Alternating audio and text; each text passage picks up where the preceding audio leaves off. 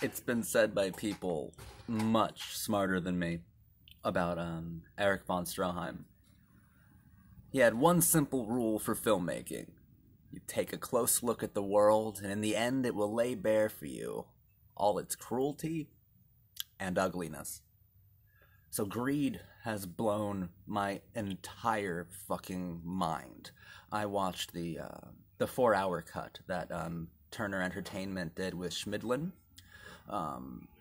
and it was absolutely incredible. It absolutely blew my mind. I can only imagine.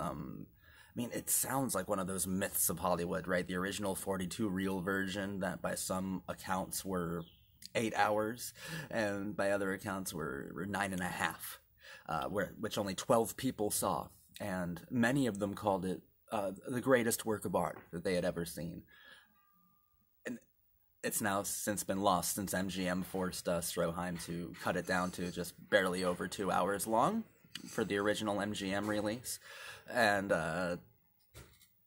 my God, it's considered the holy grail of lost footage because what has survived is enough to change your world. We're talking about a film that is just bathing in naturalism, in Soviet-style montage, in these amazing crosscuts that would make Griffith himself just foam at the mouth with jealousy and rage, with poetic juxtapositions, with these deep focus shots that would make both Jean Renoir and Orson Welles just twitch with inferiority, and these amazing close-ups that I think Stroheim was best known for, best at capturing this wildly naturalistic emotionality of the human beast, especially within Greed.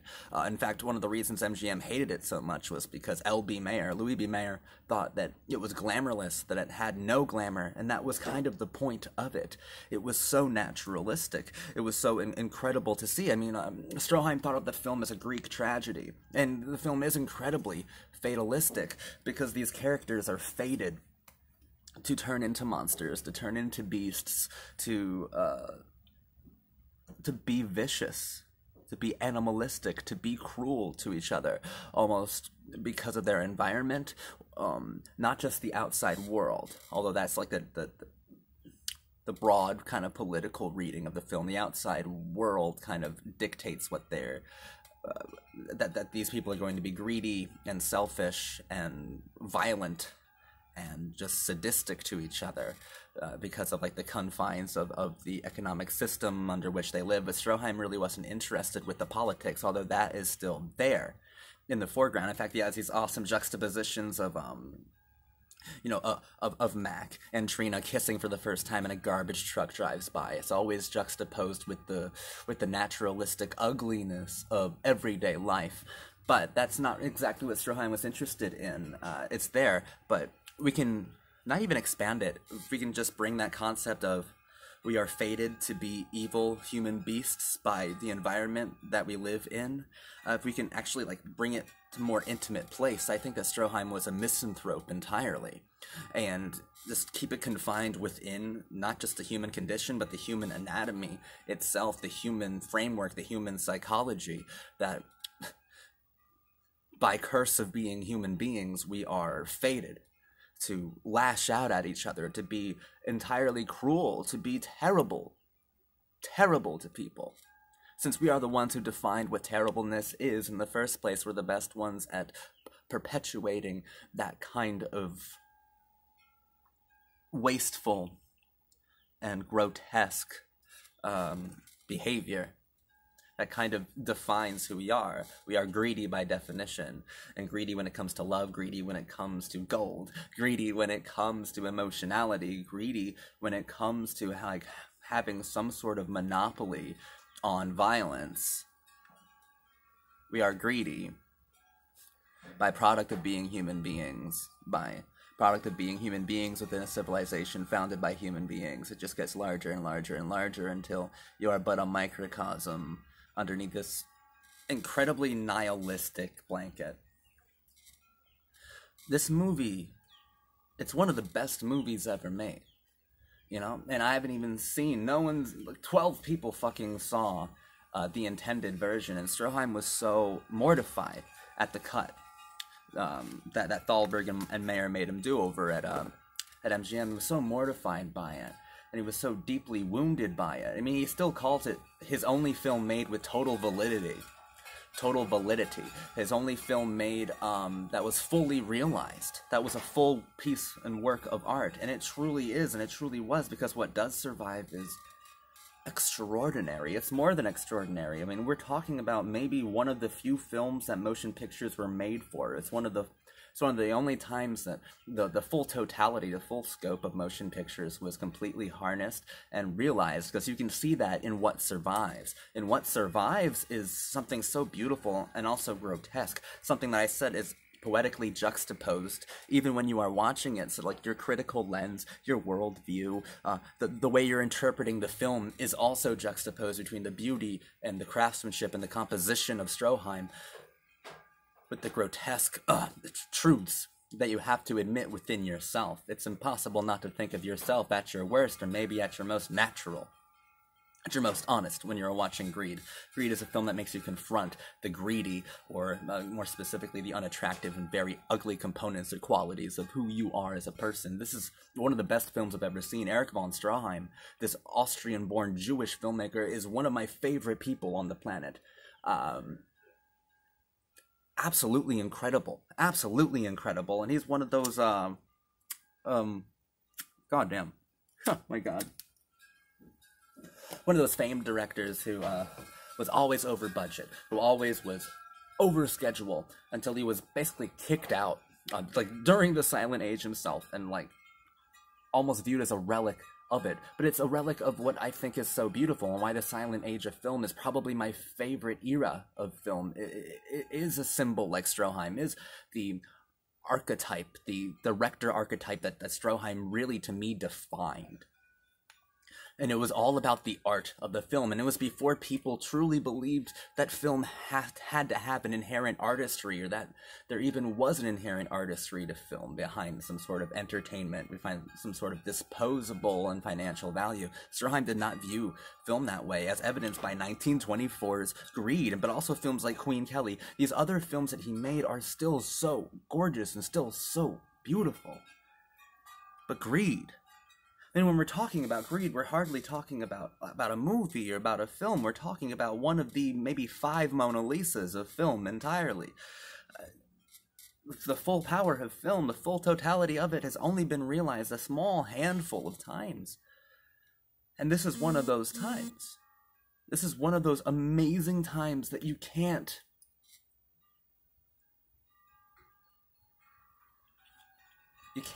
even comprehend.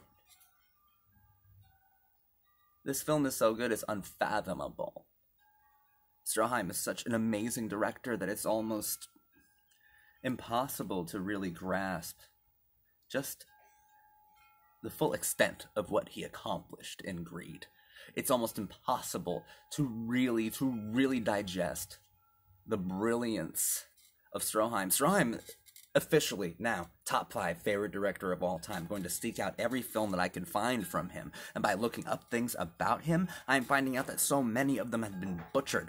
Just so butchered. I mean, he was one of the first auteurs of cinema for sure. And he had so many important things to say about the human condition. It might be nihilistic, but I also believe that it's truthful. Because I'm misanthropic, I'm nihilistic. I believe this is a very truthful kind of film, and it's a film that still hits so hard. There are moments in here that have been etched like lightning inside of my mind, inside of my heart, inside of my very spirit. And it's a wild kind of experience. It's a wild kind of feeling when you're watching it, because I got so lost, so wrapped up in it. Every single part was so well composed, so well conceived, so well photographed, and had so much meaning. And it's a dark meaning, it's a twisted meaning, but it's a truthful and meaningful, and probably life-changing meanings to each one. And it's such an empathetic one. You can relate to it so heavily. The darkest part of you can relate to it, or like I said earlier, it might not be the darkest part, it might be the most honest part, but maybe that's one and the same as well. And Stroheim is honest. Stroheim is a very honest filmmaker. He sees the world the way that it truly is. His one simple rule for directing Take a close look at the world, and in the end it will lay bare for you all its cruelty and ugliness. Greed is a masterpiece of cruelty and ugliness. Cruelty and ugliness beautifully captured, beautifully rendered, beautifully pursued. I really can't get over it. I'm shocked by how brilliant this movie is. I'm almost without words, or without reason. This film, it's changed me. It truly is one of the most important works of art ever made, and I'm so glad I saw what I could. The 4-hour version that I saw by Schmidlin and Turner, where they used still images to kind of make up for the cut subplots, the cut scenes. It was well done. I mean, it's still astonishingly and stunningly incomplete, but what does survive, it's just astonishing, stunning, life fucking changing. The ground opened up before me and I saw God, and his name was Erich von Stroheim. And greed. It's all greed. I'm astonished by his work. Thought it was brilliant. I can't even articulate it, but I have to show tribute to it in some sort of way, in some sort of capacity, so this is the best that I can do for it. I love it. Life-changing movie. Just incredible. I can only imagine that Holy Grail, that original 42 reel version. I can only imagine what that would have been like. You could not be the same afterwards. You'd have to be done with film afterwards. You'd have to be like, well, it can't get better. Can't get better. So maybe, like, in some twist of fate, some twist of cosmic irony, the original 42 reel version was lost so that film could continue, because it could have just ended and peaked in 1924, and it wouldn't have need any more films after that. I can fully believe that. I can definitely believe that. Because Greed is that kind of phenom, that kind of phenomenal, beyond film, beyond movie, that kind of phenomenal piece of art. By one of the most phenomenal directors of all time. Thank you for watching.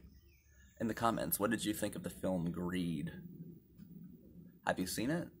You definitely should see it. Track it down. It's pretty easy to find online. Definitely try to find that 4-hour cut that I'm talking about in this video. It's the closest we've got to anything resembling Stroheim's original intentions and vision. I mean, this is a film that makes Eisenstein foam at the mouth. It's a film that makes Griffith just shudder in inferiority. You need to watch this movie. It's a film to end all other films. Forever. And that's never changed. I'm Zachary Conan. Thank you so much. Thank you so much for watching this video. Greed has changed my life, and I'm so glad for silent cinema, for silent films to be more powerful than anything I can imagine.